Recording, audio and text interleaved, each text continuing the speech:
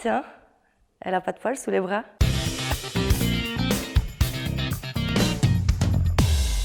Cette phrase vous choque?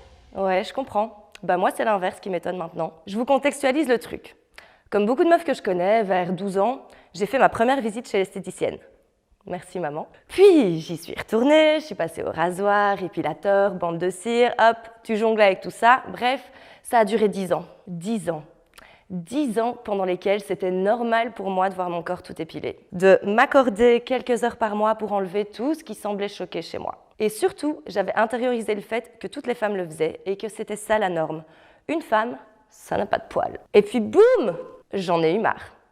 Ça repousse tout le temps, ça gratte, ça laisse des marques, ça coûte de l'argent, ça peut faire des poils incarnés, et en plus, c'est jamais bien fait.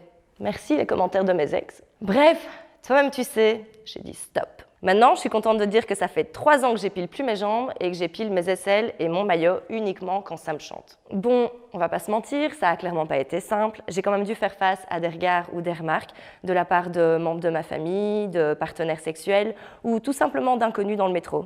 Et des meufs en plus. De la bonne grosse pilophobie de la part de personnes absolument pas concernées. On adore. Mais c'est pas le sujet ici.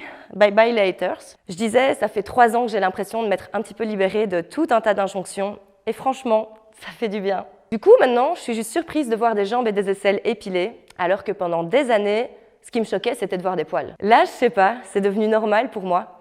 Mon cerveau, il trouve plus ça dégueu les poils en fait. Je me sentais déjà hyper fière et libre d'arriver à aimer mon corps comme il était alors qu'il rentrait pas dans les parfaits standards de beauté. Mais là, je trouve ça juste ouf de remarquer que c'est mon regard sur les corps qui a changé. On peut déconstruire nos représentations et nos comportements. On peut changer notre façon de voir la beauté, sortir des injonctions à la perfection et célébrer la diversité des corps. Et je trouve que c'est ça au final, la vraie liberté. Alors, vive le choix et vive les poils! Moule frites! Abonne-toi!